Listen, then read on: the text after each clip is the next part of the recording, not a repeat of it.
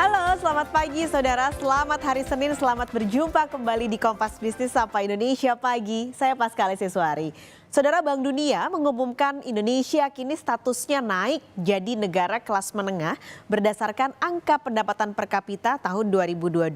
Kita lihat datanya saudara. Jadi sebenarnya perhitungan dari Bank Dunia soal negara-negara atau klasifikasi negara berdasarkan pendapatannya ada 4. Jadi kalau negara berpendapatan rendah ini adalah mereka yang pendapatan per kapitanya di bawah $1.135. Lalu kalau untuk yang di antara 1.136 sampai 4.465 adalah negara menengah bawah.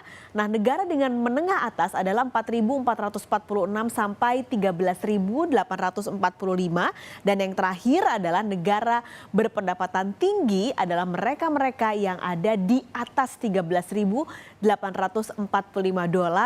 pendapatan per kapitanya. Nah, Indonesia masuk ke kelas menengah atas atau kelas menengah bawah nih. Jadi kita lihat saudara, untuk angkanya sendiri sebenarnya Indonesia nggak sendirian yang naik kelasnya ya. Jadi selain Indonesia ada juga negara lain yaitu El Salvador, lalu juga West Bank dan juga Gaza. Kenaikan ini sebenarnya rata-rata karena adanya pemulihan dari pandemi COVID-19. Oke, pertanyaannya lagi. Jadi sebenarnya berapa sih besar pendapatan per kapita Indonesia sampai akhirnya bisa masuk jadi list negara kelas menengah? Ini adalah pergerakan pendapatan per kapita Indonesia selama 4 tahun terakhir dari 2019 sampai 2022. Sebenarnya saudara, Indonesia pernah masuk menjadi negara kelas menengah di 2019, tapi karena pendapatannya turun menjadi 3.900 di 2020 ketika itu ada pandemi, maka Indonesia turun lagi kelasnya. Tapi setelah itu di 2021 dan 2022 secara stabil ini trennya memang meningkat hingga di 2022 pendapatan per kapita Indonesia ada di angka $4.580 untuk pendapatan per kapitanya. Kalau melihat angkanya berarti ada kenaikan sekitar 9,8% dari 2021 ke 2022. Artinya Indonesia masuk menjadi negara pendapatan untuk kelas menengah atas tadi ya, di angka yang diklasifikasi oleh Bank Dunia. Pertanyaannya saudara, apa sebenarnya keuntungan dari status baru yang disematkan Bank Dunia? Kita akan bahas pagi ini bersama Kepala Ekonom Bank Permata Joshua Pardede. Mas Joshua, halo selamat pagi. Selamat pagi Mbak Riri. Oke, Mas Joshua, jadi pertanyaannya langsung nih, ini untung atau buntung sih buat Indonesia dengan naik ke kelas menengah ini? Ya sebenarnya yang perlu kami sampaikan di sini adalah ini adalah klasifikasi baru ya dari World Bank terkait dengan kategorisasi dari negara berdasarkan dari GNI per kapitanya. Jadi kalau menurut saya sih ini akan buntung apabila kita terlena ya, pemerintah terlena. Kita sudah upper middle income, tapi pertumbuhan kedepannya mandek ataupun stagnan.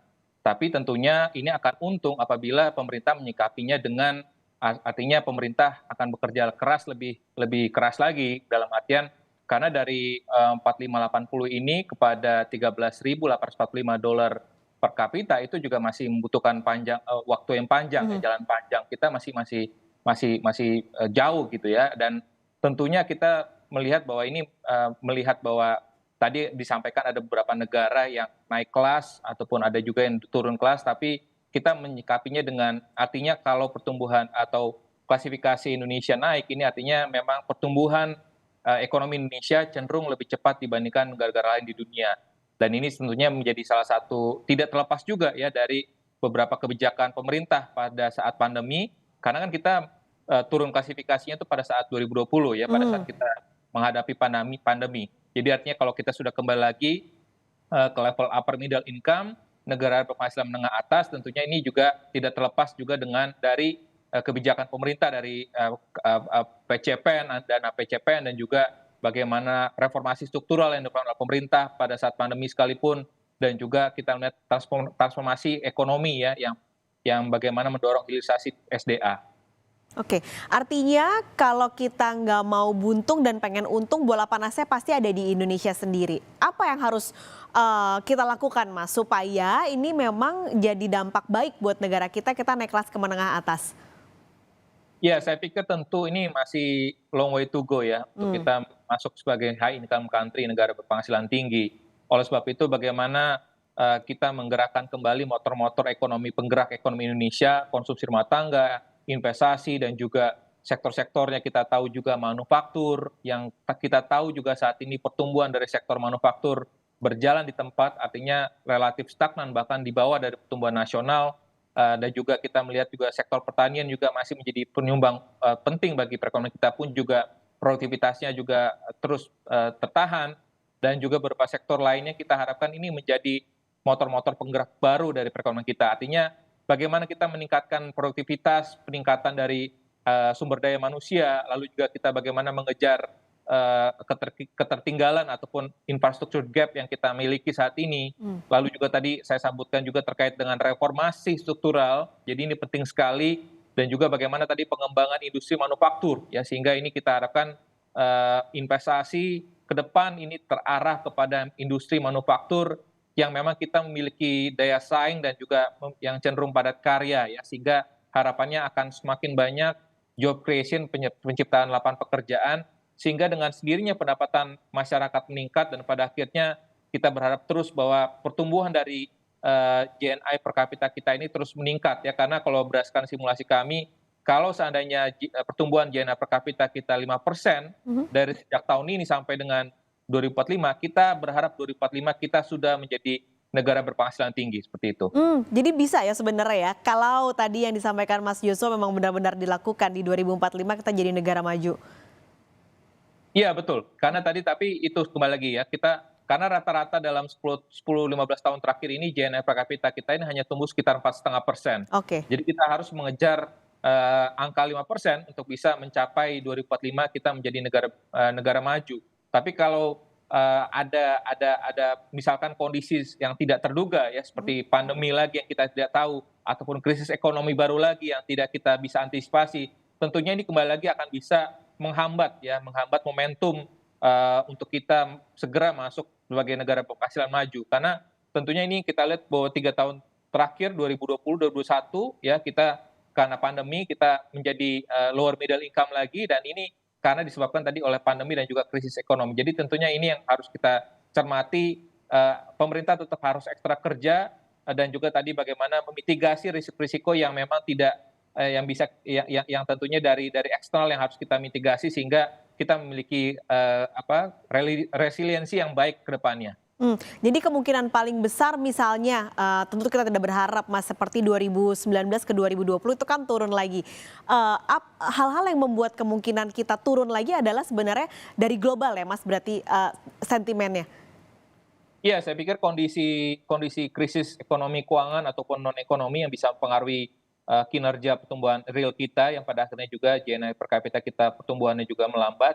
Dan ini juga menjadi menarik juga apabila ada klasifikasi baru lagi nanti ke depannya kita tahu. Karena World Bank tentunya kan ini karena kita perubahan klasifikasi ya sebelumnya gitu. Jadi artinya tentunya World Bank pun juga akan dinamis, artinya klasifikasi ini akan bergerak terus apabila pertumbuhan ekonomi kita relatif terhadap negara-negara lain juga sama ataupun lebih lambat, tentunya kita susah untuk GNI per kapita kita ataupun kelas kita bisa naik lagi menjadi negara berpenghasilan maju. Jadi tentunya ini kita melihatnya secara komprehensif, holistik, artinya kondisi ini tidak ceteris paribus, artinya kondisinya akan sangat banyak dipengaruhi oleh berbagai faktor, dan tadi oleh sebab itu makanya pemerintah mesti kembali lagi fokus bagaimana meningkatkan fundamental ekonomi kita, memperkuat sendi-sendi perekonomian kita sehingga kita bisa melaju lebih kencang lagi ke depannya. Oke, terakhir berarti Mas Joshua, ini tadi Mas Joshua bilang kan memang dinamika yang terjadi pada perhitungan Bank Dunia ini cukup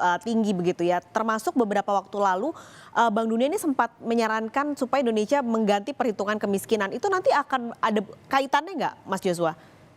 Ya tentu ini Bank Dunia juga menyarankan pemerintah Indonesia untuk melakukan klasifikasi lagi ya terkait dengan garis kemiskinan yang tadinya $1,9 menjadi per kapita per hari menjadi $2,15 per kapita per hari. Karena ini saya pikir ini juga sebagai konsekuensi dengan kita sudah naik menjadi negara berpenghasilan menengah atas. Namun demikian kita kembali lagi ini harus kita cermati adalah masyarakat rentan ya, artinya yang di atas dari garis kemiskinan tapi sebenarnya ini cenderung rentan untuk masuk di bawah garis kemiskinan, ini benar-benar akan bertambah ya, sehingga artinya penambahan jumlah masyarakat rentan ini harus juga disikapi oleh pemerintah.